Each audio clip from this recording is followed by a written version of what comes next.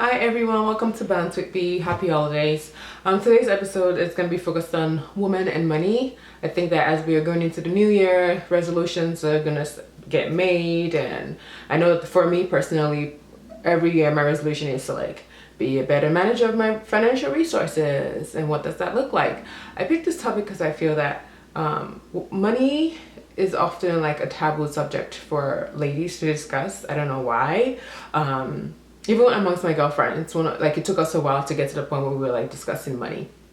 And personally, my goal is to be comfortable in life, and what can I start doing now to lay the foundation to make that a reality come time for me to retire, whatever the case may be.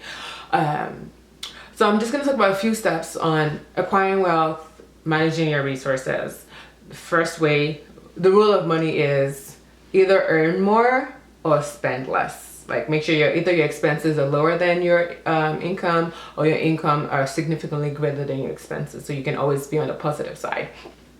I feel that little things that I've done over the year is just be very mindful of where's my money going, what am I spending money on. A lot of banks have apps where you can actually go into the dashboard to see a pie chart on what your money goes to every month. So you start to see oh, I'm spending X amount on food, maybe I need to start cooking more. Or I spend a lot of money at movie theaters, maybe I should start doing some red boxing, or whatever the case might be. The last one is I feel like making your money work for you, and you're never too young to make your money work for you. I feel like there's this myth that you have to be a millionaire for you to start investing. That is utter BS. Anyone can start investing. All you need is a computer or calculator and a few minutes to do some research on possible stocks. Some employers offer stock packages to the employees where either they're compensating you with stocks or allowing you to buy it at a discount. I always encourage all my girlfriends, take advantage of it. The next thing is our 401k. If you don't know what a 401k is, just think about it as a piggy bank where you're putting money away for retirement saving, and oftentimes your employees will match you. Some, they have different percentages. Some will be, if you 4% will match you 1-to-1. I always tell everyone I know, sign up for this. Sign up. If I asked one of my girlfriends when she started work, I was like, did you do your 401k? And she was looking at me like, what? I'm like, 401k. When you get back to work, ask them. Do it. If you have extra bandwidth financially, you can also do a Roth. A Roth is an additional money that gets taken away from your income monthly, or whatever, however way you get paid, and that gets tucked away. The good thing about 401k is it's tax-free money.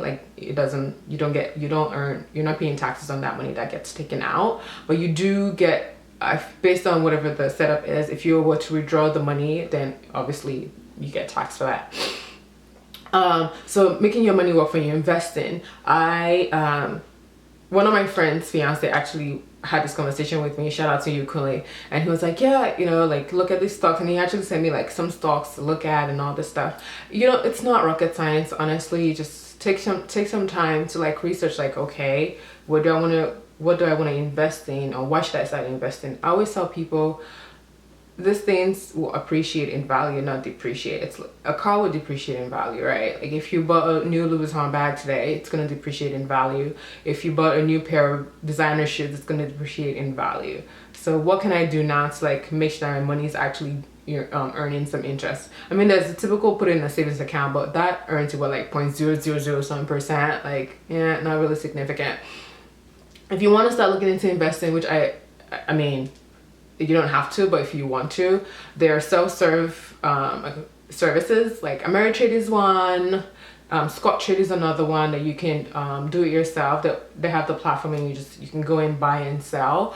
I always encourage people to start really small. So for me, that was perhaps putting $100 a month every month, and I said how to go semi-annually. I'll take that little lump sum and go into the stock market and see what's out there.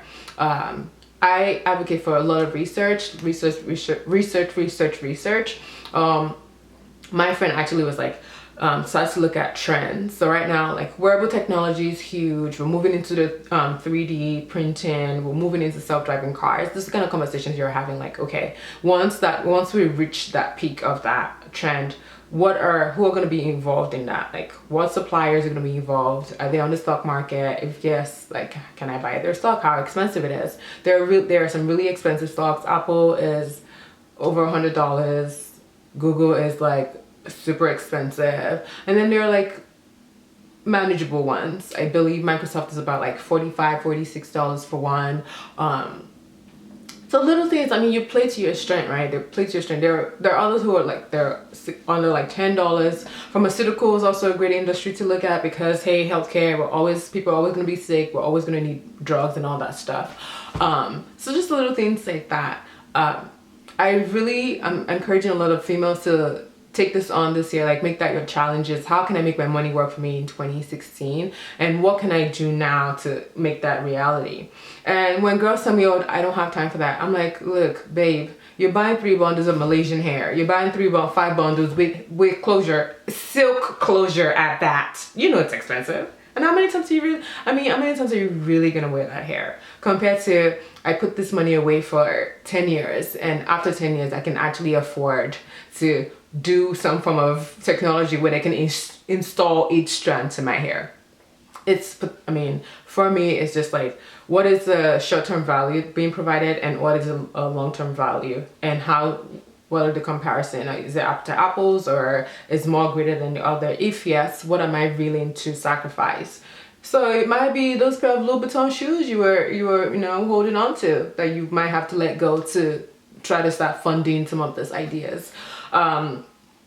I know it's like, oh, the man is the head of the house, but it doesn't really hurt if you as a woman are also supporting that your household. There's absolutely nothing wrong with it. You shut the more the merrier. You can never have too much money. Actually, you can, but I mean, in the grand scheme of things, it's not like you have all this money, you're just sitting and not doing crap. So yeah, that is my advice. Another advice is start to look into projects. A lot of us in our mid-20s are starting to like trying to do startups and trying to like bootstrap stuff. Like, how can I support those kind of things? Like, my friend came to me with an idea. I really think the idea is going to work out. I have XYZ amount just sitting. I can give it to them, and like in exchange for that, try to get equity. There's a little conversation that I encourage people to have is, again, I don't want to work for the rest of my life. I don't want to. Like, I want to be able to support my family. So this is a conversation that I find myself asking myself, like, what can I get involved in? How can I make my money work for me? So before you buy those designer shoe bags, and Christmas is coming. If you still have your wish list, you can wish for, buy me some stocks, buy some Bants for me, parents. Don't buy me that new is it a hoverboard that's like $400? Like, put $600 more and buy a bond in my name for me to, that will go a longer way than a hoverboard that's gonna crash, who knows, maybe out of style in 2 years. Little things that I try to think about before I make huge purchases. Can this money be redirected to something that will offer me more value? Ladies, again, I'm saying ladies because this is more of a woman, is the shoes, the bags, the hair extensions. Those 22-inch hair, I know how much they cost. They cost a lot of money. But if you put a little bit of that away, things can happen. All I'm saying is we need to be better managers of our finances and not be afraid to make our money work for us. You're never too young to start thinking like a millionaire. Claim it, people. I claim it for myself. You're never too young to make your money work for you. You're never too young to pursue your goals and dreams. You're never too young to do anything you want to do, including not listening to my advice in this video. That's perfectly fine too. Alright, until next time, my name is Buki and this is Bants with B.